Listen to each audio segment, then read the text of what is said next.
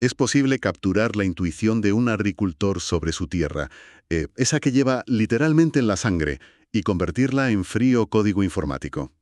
Uf, pues esa es la gran pregunta. Exacto. Y esa es precisamente la audaz premisa que vamos a desgranar hoy con todos los que nos acompañáis en este nuevo análisis a fondo. Bienvenidos. Estamos hablando de un proyecto, bueno, verdaderamente monumental. Monumental y, a ver, desde mi punto de vista, casi rozando lo quimérico.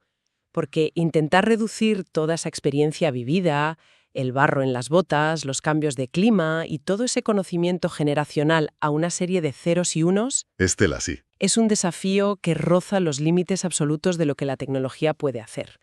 Yo francamente soy bastante escéptica con que eso se pueda lograr al 100%. Ya. Pero precisamente por eso es tan fascinante, ¿no? Hoy nos vamos a sumergir en un estudio longitudinal, un documento publicado en 2008 por Florence Weber y Christian Brazak, y detalla un proyecto épico. Hablamos de un trabajo que duró entre 4 y 5 años. Que se dice pronto, 5 años. Madre mía, sí. Básicamente juntaron a agrónomos e informáticos, los metieron en el mismo equipo para crear un sistema de inteligencia artificial llamado ROSA, o sea, razonamiento sobre organizaciones espaciales agrícolas. El objetivo, digamos la meta dorada, era que una máquina pudiera leer el paisaje de una granja y entender su lógica operativa tal como lo haría un experto humano. Pero lo que hace que este análisis no sea simplemente otro aburrido informe técnico sobre software es el metaexperimento que montaron alrededor. Ah, claro, la parte psicológica. Eso es. Mientras los informáticos y los agrónomos discutían cómo programar esta inteligencia artificial, había un equipo de psicólogos y lingüistas observándolos. O sea, colocaron cámaras en las salas de reuniones para grabar en vídeo y en audio cada gesto. Cada vez que alguien señalaba un mapa o se frustraba. Exactamente. No les interesaba solo el código final que salía del ordenador. Querían estudiar el proceso humano, cómo intentamos traducir la naturaleza, que es caótica, a matemáticas puras. Y esto es crucial para todos los que nos escucháis. O sea, este documento no trata solo de vacas, prados y arroyos, para nada. Es una ventana flipante a cómo personas con formaciones académicas diametralmente opuestas negocian la realidad. ¿Cómo le explicamos el mundo a una máquina cuando ni siquiera nosotros, los humanos, nos ponemos de acuerdo en las palabras que usamos? Esa es la gran fricción que recorre todo este proyecto desde el día 1. Para que una máquina entienda el campo, primero los humanos tienen que entenderse entre sí. Y el choque de metodologías aquí es tremendo. Totalmente. Pensemos en cómo trabaja cada disciplina. Los agrónomos van a las granjas, se sientan con los agricultores para extraer su conocimiento empírico y luego dibujan lo que ellos llaman coremas, un concepto que, por cierto, introdujo Brunet por allá en 1986. A ver, detengámonos un segundo en los coremas, porque es vital que la audiencia entienda esto. Un corema no es un mapa topográfico clásico ni una foto de satélite de Google Maps, ¿vale? Es un modelo gráfico, un esquema visual que representa cómo se organiza el espacio basándose en su función. Ajá, en el uso real. Exacta. O sea, un agricultor no dibuja su granja según las distancias exactas en metros o milímetros, sino según cómo usa la tierra. Dibuja flujos de trabajo, prioridades, zonas de pasto. Es una representación superhumana del terreno. Altamente subjetiva y muy holística, sí. Y luego, claro, en el otro extremo del cuadrilátero tenemos a los informáticos. Ellos querían construir un sistema basado en conocimientos, apoyándose en una teoría de Chain y Munier del 92. Los grafos conceptuales, ¿no? Eso es, los grafos conceptuales. Y aquí estamos hablando de arquitecturas rígidas, cajas conectadas por flechas, nodos y aristas matemáticas puras, donde cada entidad y cada relación tiene que estar perfectamente definida, sin un ápice de ambigüedad. Y claro, el puente para conectar ese corema superfluido y subjetivo del agrónomo con el grafo rígido del informático iba a ser la pieza central del sistema ROSA, lo que llamaron el razonamiento basado en casos. Una idea ambiciosa, desde luego. Muy ambiciosa y muy inteligente. La mecánica, a ver, imaginad que tenéis que resolver un problema en vuestro trabajo. Lo primero que hacéis es pensar si en el pasado os enfrentasteis a una situación parecida y cómo la solucionasteis.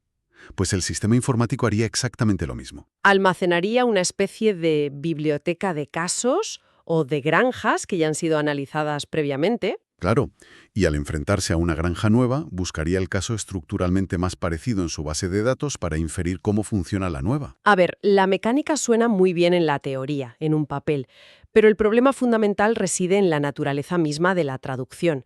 Forzar un corema Que está lleno de matices, claro. exacto, que captura excepciones, la fluidez del terreno, lo impredecible de la naturaleza, e intentar encajar todo eso en un grafo conceptual donde todo tiene que ser blanco o negro, pues corres el riesgo altísimo de destruir el conocimiento mismo que estás intentando preservar.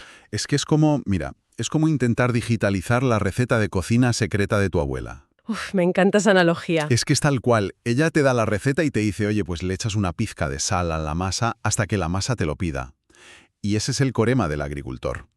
Está basado puramente en la intuición y en el tacto de años de experiencia. Ya, pero el ordenador no entiende absolutamente nada de eso, de hasta que te lo pida. ¿Qué va? El ordenador te exige saber si una pizca son 2,5 gramos o 3 gramos exactos. Te obliga a destruir, digamos, el alma o el sentimiento de la receta para crear una regla matemática estricta. Y por eso los investigadores pusieron las cámaras en la sala.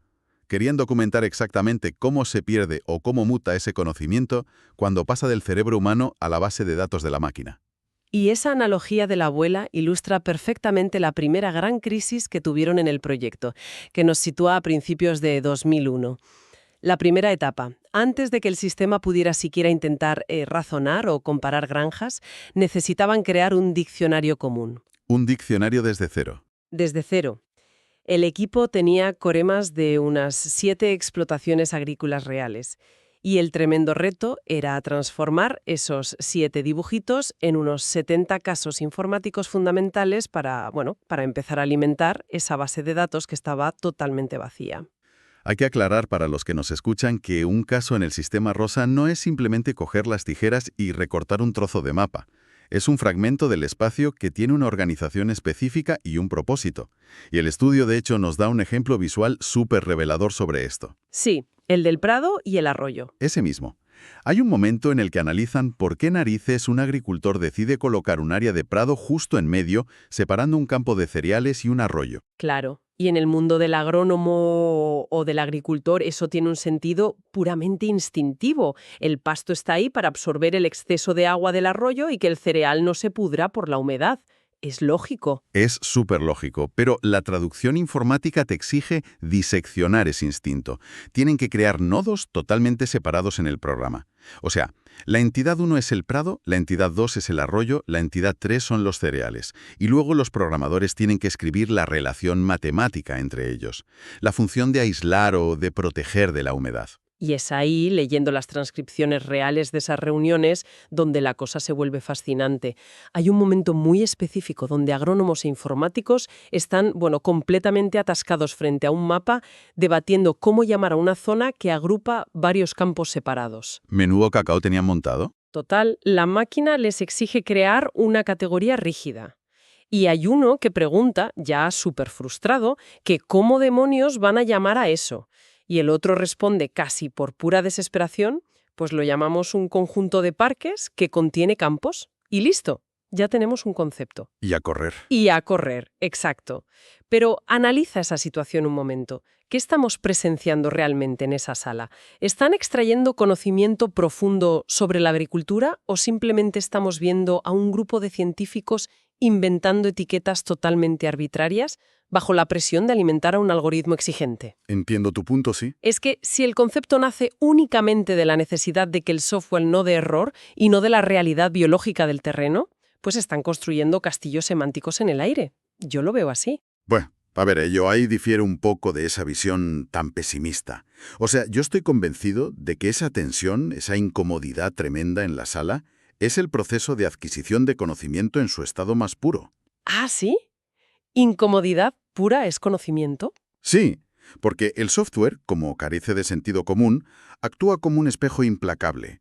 No permite que el agrónomo se esconda detrás de su propia ambigüedad técnica o de su intuición. Le obliga a pararse y preguntarse, oye, ¿qué quiero decir yo exactamente cuando dibujo esta línea curva en el mapa? Te fuerza a definir tus propios conceptos. Es muy doloroso, claro, pero te aporta una claridad tremenda al final. Bueno, podríamos debatir horas sobre si simplificar una realidad compleja es clarificarla o directamente destruirla. Pero, a ver, supongamos que logran forjar este diccionario básico a base de, no sé, de golpes semánticos en esa sala. Venga, se lo compramos. Vale. Para marzo de 2003, que ya sería la segunda etapa del proyecto, ya tienen unos 70 casos guardados. Tienen las palabras. Ahora el reto es, ¿cómo comprueban si la máquina puede usar esas palabras para leer una granja completamente nueva, una que nunca ha visto? Y ahí es donde entramos en la fase que me parece alucinante, la búsqueda de la sabiduría de adaptación. Aquí es donde entra en juego la hipótesis central del sistema Rosa, que, repito, es brillante en su lógica. Postulan que el funcionamiento de una granja de origen es al funcionamiento de una granja de destino, lo que la estructura espacial de la primera es a la estructura espacial de la segunda. Traducido al castellano para los que no somos algoritmos. Sí, perdón. En términos más llanos, o sea, si miras desde arriba el mapa de dos granjas y su disposición física se parece mucho, es altísimamente probable que ambas operen con lógicas y estrategias súper similares. Esa es la base teórica del razonamiento basado en casos. Y para probarla, empezaron a comparar modelos de granjas de la zona de Caus-Mellán con granjas de una zona distinta, Causes-Sauveterre. Pero ojo, el detalle crítico aquí es que en esta fase del 2003 el emparejamiento de los grafos conceptuales lo hacían manualmente. Todavía lo hacían a mano, ¿sí? Exacto. Eran los científicos los que miraban las estructuras y discutían si la lógica de la granja vieja podía explicar de verdad la granja nueva. La máquina ahí pintaba poco todavía. Cierto, pero al hacerlo manualmente, salen a la luz unos detalles maravillosos en las transcripciones. De repente los informáticos descubren que los agrónomos usaban una jerga interna, casi nomenclaturas culinarias, para referirse a la lógica del terreno. Hablaban de ciertas zonas de las granjas llamándolas amonde, es decir, almendra, y a otras zonas las llamaban nougat, o sea, turrón. Imagínate la cara de los informáticos cuando les hablan de almendras y turrones para programar un código. Fliparían en colores. Pero es que esos nombres informales escondían unas lógicas espaciales súper serias y muy estructuradas. Al comparar estas almendras y turrones entre diferentes granjas, empiezan a extraer modelos operativos generales de verdad. Sí, por ejemplo, se dan cuenta de un detalle clave. En este tipo de agricultura específica, el acceso físico directo entre las parcelas y lo que llaman una bergerie. El apriscono, el refugio de las ovejas. Eso es, el refugio. Pues ese acceso dicta absolutamente toda la lógica de la granja. Esa conectividad diaria, el tener que mover al rebaño físicamente de un lado a otro todos los días, resulta ser muchísimo más importante para clasificar el terreno que, no sé, la simple proximidad a una carretera principal asfaltada. Es un descubrimiento fantástico sobre cómo funciona realmente el paisaje agrícola. Y al desgranar todas estas lógicas, los informáticos y los agrónomos empiezan a refinar la jerarquía del sistema. Básicamente, le están enseñando al algoritmo la diferencia de comportamiento entre un terreno tipo almendra y un terreno tipo turrón. O sea, están creando las reglas del juego. Sí, están creando las reglas, pero la inteligencia artificial aún no está pensando por sí sola.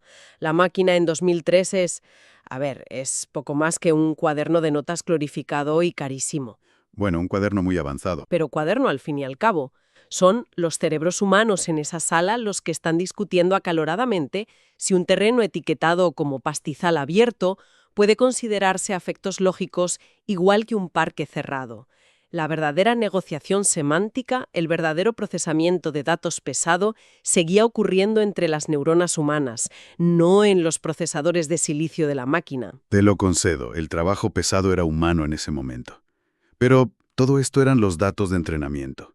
Estaban calibrando minuciosamente el motor lógico para el momento de la verdad. Y eso nos lleva de cabeza a la tercera gran etapa del estudio, entre los años 2004 y 2005. Ya tienes el diccionario, tienes los casos históricos, tienes las reglas de adaptación. Llegó la hora de la verdad. Totalmente. Llega el día de encender el prototipo, alimentarlo con el mapa de una granja inexplorada que el sistema no ha visto jamás y pedirle a la máquina que haga las conexiones ella sola. Y el documento de Leverri-Brassac describe la escena de esta evaluación de una forma casi cinematográfica. Es que puedes imaginártelo. Tienes la típica sala de reuniones de investigadores, el motor lógico del sistema, un programa que llamaban Riser, está corriendo en un ordenador portátil en la mesa. Y el informático decide proyectar la interfaz de la IA directamente sobre una gran pizarra blanca en la pared de la sala.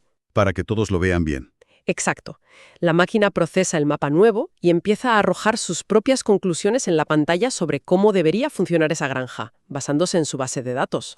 Y la reacción de los agrónomos es la imagen perfecta, pero perfecta, de la antropología del conocimiento. O sea, no se quedan sentaditos en sus sillas asintiendo o negando con la cabeza mirando la pantallita. ¿Qué va? Se levantan de golpe, cogen rotuladores de colores de la mesa y empiezan a intervenir físicamente sobre la propia proyección de luz en la pared. Tienen que tocarlo, claro. Sí, dibujan círculos, tachan relaciones que ha puesto la máquina, añaden flechas directamente en la pizarra blanca para validar o rechazar lo que la IA está proponiendo. Es literal la luz digital manchada e invadida por la tinta física humana. Es una imagen súper potente, desde luego. Pero lo que ocurre realmente en esa pizarra blanca marca el choque frontal definitivo del experimento. Es el momento justo en el que la rigidez jerárquica con la que se construyó el código se estrella violentamente contra la realidad orgánica casi biológica de la agricultura. Y aquí es donde todo el proyecto choca contra el famoso concepto de los continuums. A ver, expliquemos esto un poco para la audiencia. En el mundo real, la naturaleza no tiene fronteras afiladas ni líneas rectas perfectas. Los agrónomos miran lo que propone la IA en la pizarra y le dicen a los informáticos: oye, a ver, el algoritmo dice que esto es un pequeño parque, porque cumple estrictamente las medidas en metros cuadrados. Y teóricamente, un parque sirve para que los animales pasen un rato, sin más. Pero luego miran el contexto real de ese trozo de tierra. Exacto. Le dicen al informático: fíjate en su contexto en el mapa. Está muy cerca de la zona turrún, digamos. Está súper bien cuidado por el agricultor y además recibe muchísimo fertilizante orgánico continuo. Así que, a efectos puramente prácticos, este pequeño parque ha cruzado una frontera invisible y nosotros los agrónomos lo consideramos ahora un campo de cultivo, no un parque. Y este, amigos, es el punto de quiebre absoluto. Porque el sistema Riser, el programa, utiliza lógica booleana pura. Categorías estrictas. Para el ordenador, un terreno pertenece a la rama A o a la rama B del árbol jerárquico. O es 0 o es 1. Eso es. No puede ser un 70% parque y un 30% campo dependiendo de cuánto fertilizante le haya echado el granjero ese año. Cuando el agrónomo dibuja un círculo en la pizarra que desdibuja esas líneas y mezcla categorías, la base de datos de la IA literalmente no puede procesar un nodo que pertenezca a dos jerarquías conflictivas al mismo tiempo. Da error. Da error porque la fluidez del mundo físico simplemente rompe el árbol lógico de la máquina. El concepto bascula dependiendo del contexto humano y de la intención, y eso a la IA le vuela la cabeza. Lo que supone a fin de cuentas el golpe de gracia para el enfoque puramente algorítmico del proyecto. Y ojo, que la conclusión del documento contiene un detalle que para mí es absolutamente revelador de todo este esfuerzo de 5 años. A ver, cuenta. Pues que después de años de trabajo durísimo, a pesar de que todo el equipo científico documentó exhaustivamente este enorme problema y comprendió perfectamente que necesitaban encontrar una manera de codificar esos continuums en lugar de usar jerarquías estrictas. ¿Qué pasó? Pues que el prototipo nunca evolucionó para incluirlo. Ya, es verdad. La arquitectura de programación base era demasiado rígida, de fábrica, para asimilar esa fluidez. Exactamente.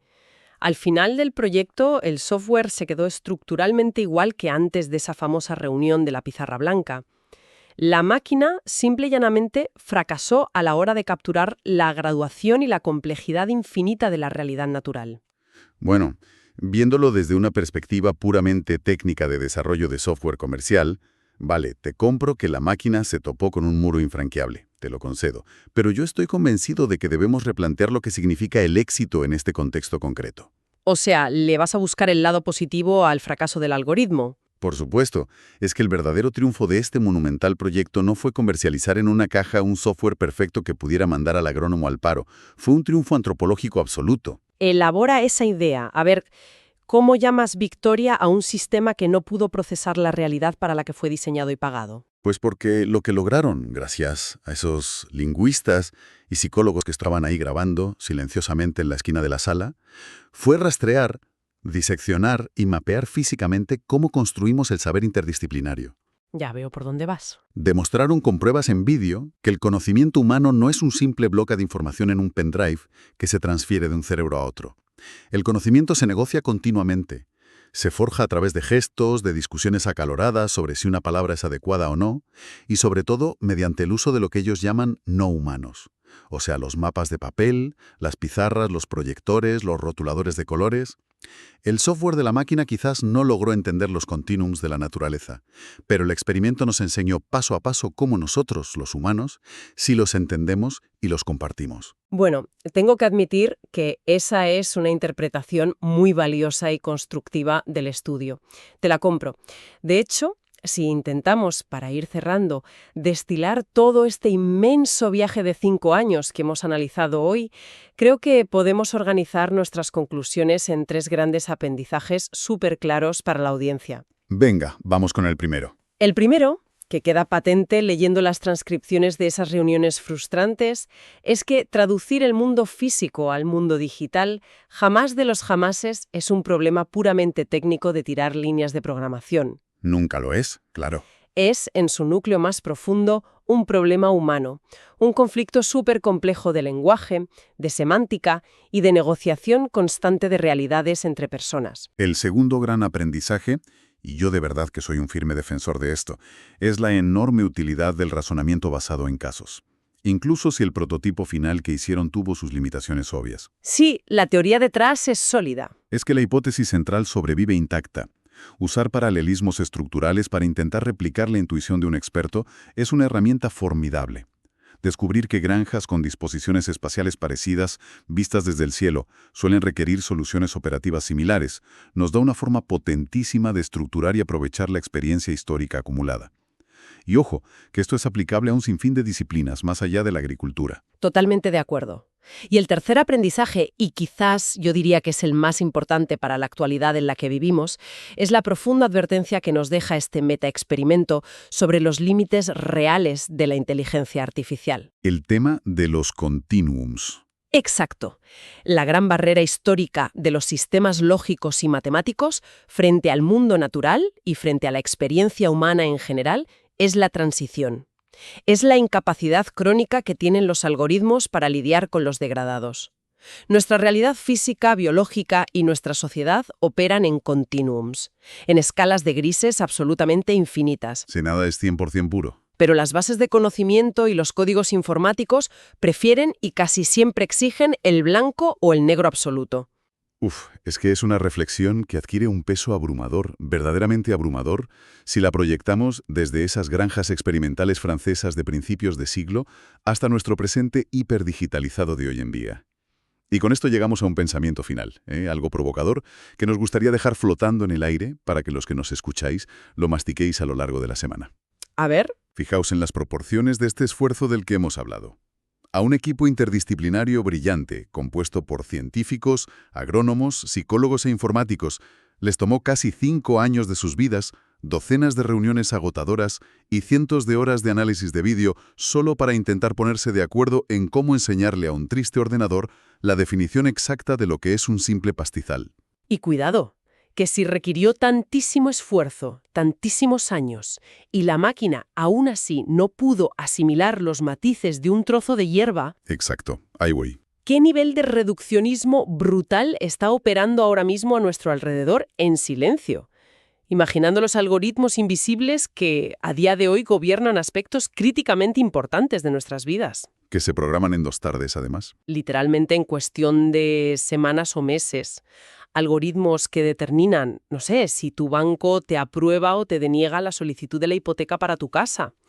Sistemas automatizados que filtran en 3 segundos cientos de currículums de personas buscando solo la palabra clave correcta, descartando el resto. O incluso inteligencias artificiales que asisten hoy en día en el diagnóstico de nuestras enfermedades basándose en rangos numéricos súper rígidos. Es que da escalofríos pensarlo. En un mundo moderno donde casi cada aspecto de nuestra existencia está siendo forzado a martillazos a encajar en los nodos y las aristas de un grafo conceptual rígido, la pregunta inevitable que nos tenemos que hacer es ¿quién está haciendo esa traducción hoy en día? ¿Quién programa esos nodos? Claro. ¿Quién es el que decide en una oficina qué es blanco y qué es negro para nuestras vidas? ¿Y cuántos matices vitales, cuántos continuums hermosos de nuestra propia humanidad se están quedando descartados en la sala de edición sin que haya absolutamente nadie grabando cómo desaparecen para siempre? Uf, es una pregunta súper inquietante, la verdad, pero es necesaria y yo diría que es absolutamente esencial para poder mantener una mente crítica frente a toda esta tecnología que nos rodea y nos absorbe. Por mi parte, agradecemos profundamente el tiempo, la atención y el rigor que nos habéis dedicado al acompañarnos en este viaje por las fronteras donde la naturaleza choca de frente con el código. Ha sido un verdadero placer compartir esta inmersión tan detallada con todos vosotros. Mantened siempre alerta esa curiosidad, buscad incansablemente los matices grises en un mundo que cada día está más diseñado en binario y, sobre todo, seguid cuestionando esas traducciones invisibles que moldean nuestro día a día. Nos escuchamos en la próxima exploración a fondo.